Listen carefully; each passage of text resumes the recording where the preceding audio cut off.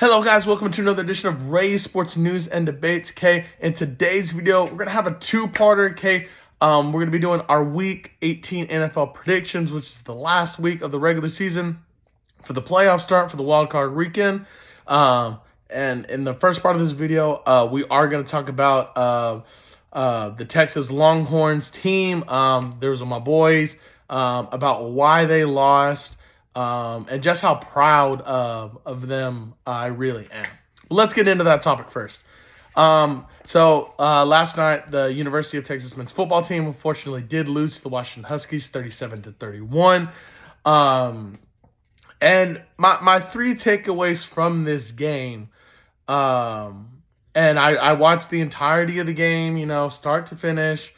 I think, and my friend Darcy can attest to this, because he was standing at the bar next to me.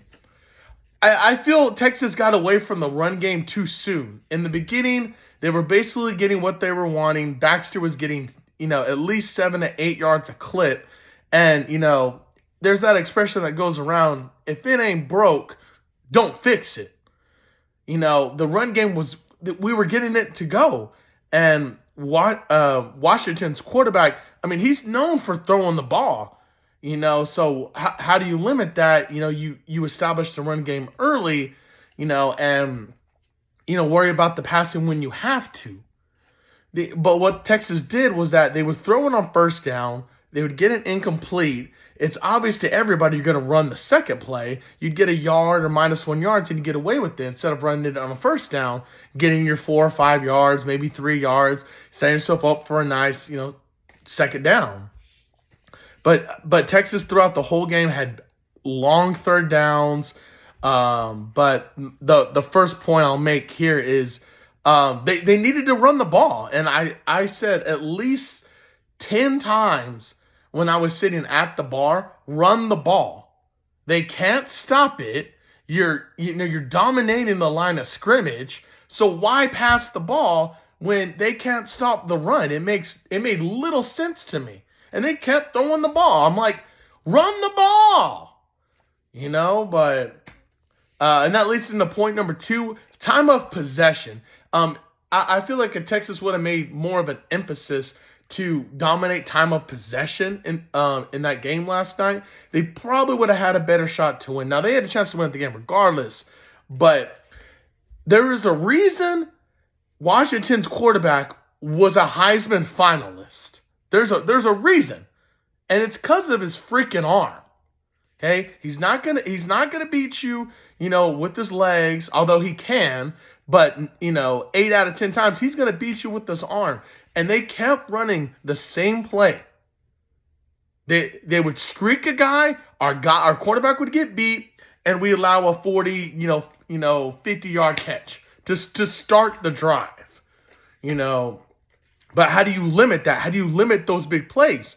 You dominate time of possession, which goes back to my first point of running the football and establishing that run game. Continue to do it. Like I said, if you're dominating the time of possession, you have the ball, let's just say 38 minutes to their 22 minutes, the pressure's really on them to score because they have limited amount of time.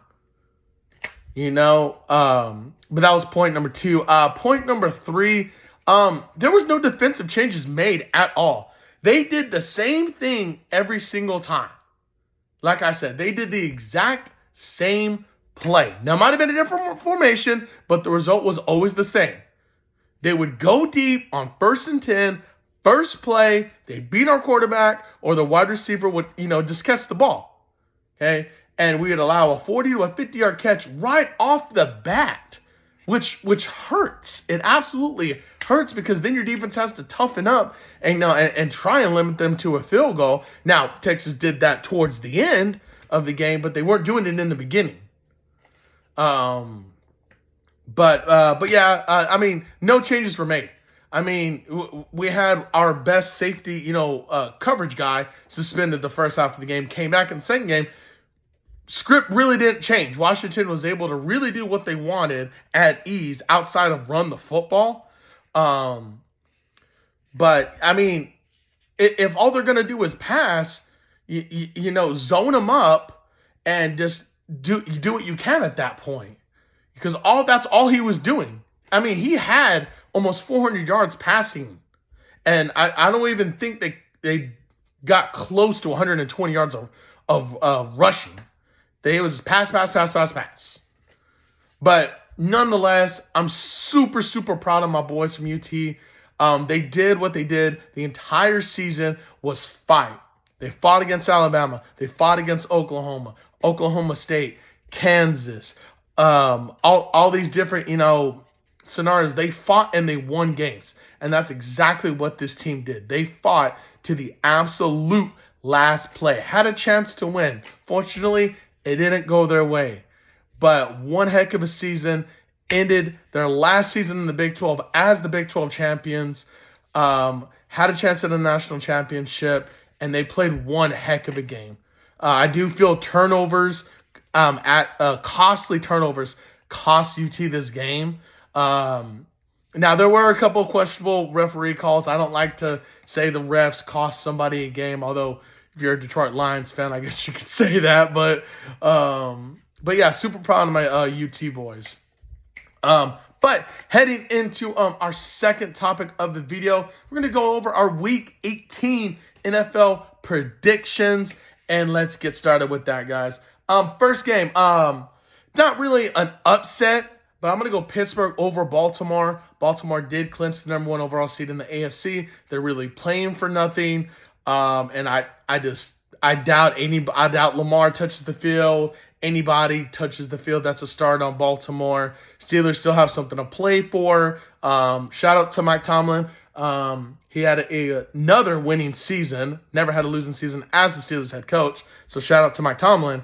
But yeah, I got Pittsburgh here. They're still fighting for a playoff spot. They do need a decent amount of help, but yeah, I'm gonna go Pittsburgh over Baltimore. I'm gonna go Houston over Colts. I think CJ plays, they win. I think that's an easy scenario. Nico Collins is still doing his thing. Noah Brown's still there. They have a dominant 1-2 run game. I would pick CJ over Gardner Minshew right now. I do like what Jonathan Taylor's doing currently for that team, but I'm going to go Houston there. I'm going to go Cleveland over Cincinnati. This one's really tough because Cleveland, they're pretty much locked into that 5 spot. That they can't move down. They can't move up to win the division. So maybe Joe Falco doesn't play, but Cincinnati, they're going. Even Cleveland's backups have a solid defense. So I'm gonna go Cleveland here in a low scoring game. I got Detroit over Minnesota. Detroit's still fighting for the number 2 overall seed. And I feel like they got to win this to put the pressure on the Cowboys to win. So I'm going to go Detroit there. I'm going to go Jags over the Titans. Titans aren't really playing for anything. Jags are playing for the division. They win, they're in. And if they don't win, the winner of the Texans-Colts game would take the division if Jacksonville lost. I don't see that happening. So I'm going to go Jacksonville to repeat as AFC South champions. And one of the games, I really don't know where it's going to go. I'm going to go Jets over the Patriots. I think the Patriots are trying to lock up the lowest possible seed they can get for the draft in terms of the worse your record is, the higher your draft pick is. So I'm going to go Jets there. I'm going to go Saints over the Falcons. The Saints are essentially playing for either a wild card or a division spot. But I'm going to go New Orleans. I think the defense is better. I think if the Falcons knew how to use Bijan, they'd probably win more games. But yeah, we'll go Saints here. I'm going to go Tampa Bay over Carolina. Carolina's locked up that number 1 pick in the draft, which is going to the Bears, unfortunately. So good luck with that. Tampa Bay, they win the division. Clear cut, simple, end of story. I'm going to go Green Bay over Chicago, although this one is really hard because over the last 5 weeks, Chicago has looked like a pretty decent team that if they can just get a couple of decent, pieces on the defensive end, I think they're going to be okay. next year. I don't know what they're going to do with the whole field, and they're going to have the number 1 overall pick via the Panthers. But yeah, I mean, yeah, I just Jordan Love's playing at a good level right now, and I think with the playoff spot on the line, I believe they win and they're in. That's what I believe the scenario is. I'll have to double check that, but I think if the Packers win, they're into the playoffs. They'll have the tiebreaker over Seattle. I'm going to go Denver over the Raiders. Again, game could go either way. I think Sean's going to want to end the season above 500 as a good sign heading into next year. So I'm going to go Denver there. I'm going to go Philly over the Giants, although I had to look at this game again because the Eagles just lost to the Cardinals. And so they could lose to anybody at this point. But I trust Philly to win this game. They're fighting for a division title possibly. So, yeah, I got Philly there. I'm going to go Seattle over Arizona. Again, Seattle's fighting for a playoff spot. I just trust them to win that game over Arizona. But would it surprise me if Arizona won? Absolutely not. But yeah, we're going to go Seattle there anyway. I'm going to go Kansas City over the Chargers. I don't believe Kansas City can move higher or lower on their seed. They have the tiebreaker over the Jags. So even if they lose and the Jags win, they'd still have the tiebreaker. The Bills, if the Bills win, the Bills have the tiebreaker over the Chiefs. And the Dolphins are a game above the Chiefs. So if they lost, they're locked into the 3 spot. So I doubt Mahomes and Kelsey play. But I would still put those rookies and the second-year guys out there because they need the reps. But I just trust Kansas City's defense a lot more than I trust anything the Chargers have offensively. So we'll go Kansas City there. I'm going to go Rams over the 49ers. 49ers are in the same situation that the Ravens are in. They've locked up the number 1 overall seed. The Rams are essentially fighting for a 6th spot. I believe if they lose, a couple scenarios happen, they could go as low as the 7, but they're in the playoffs no matter what. It's just, I think they're going to look at who the possible matchups are going to be, and that's how they're going to dictate the game. I am rooting for a Matthew Stafford Detroit wild card weekend matchup. I think that game will be absolutely phenomenal. But yeah, we'll go Rams here. None of the 49ers starters are going to step the field. No Purdy, no McCaffrey, no Debo, no Brandon Ayuk, no Trent Williams, no Fred Warner. No start on San Francisco should step onto the field to play this weekend. So we'll go Rams. Cowboys over the Commanders. The Cowboys are fighting for a number 2 spot. Win, and it's locked in. Okay? A loss, they could possibly get out of the division to a wild card team. I don't think the Commanders are going really to fight much in this game. But we're going to go Cowboys here. They're fighting for a number 2 spot, and we'll get into that topic at the end of the video, but we're going to go Cowboys here. Last game for the AFC East. We have the Buffalo Bills and the Miami Dolphins. I'm going to go Buffalo again. They dominated them at the beginning of the season. Absolutely beat the dog shit out of the Dolphins. But Buffalo's playing on a completely different level right now, offensively and defensively. And if Buffalo plays like this, they're going to be a tough out in the playoffs. But here are the scenarios going into this game. Okay, the Dolphins are in no matter what. Okay, if they win this game, they win the division, they lock the number 2 spot in.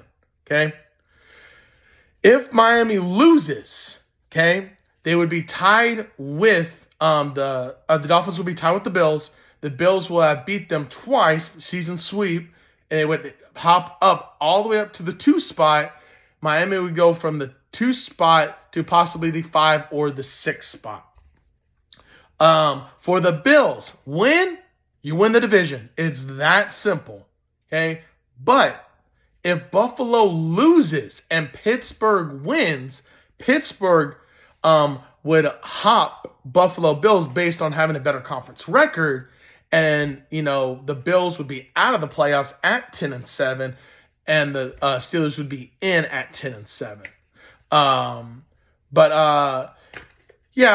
going to be it for today's video, guys. Don't forget to hit the like, comment, and subscribe button to the channel. Help us reach our goal of 200 subscribers on here.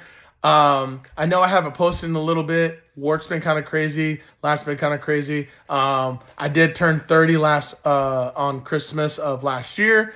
So yeah, there's that. Then we had to bring in the new year yesterday. So, but yeah, hopefully you guys had a great Christmas. Happy holidays. Happy New Year. We're in 2024. Let's try and make the best out of this year, guys. And that's going to be it, guys. Until next time, you guys have a good one.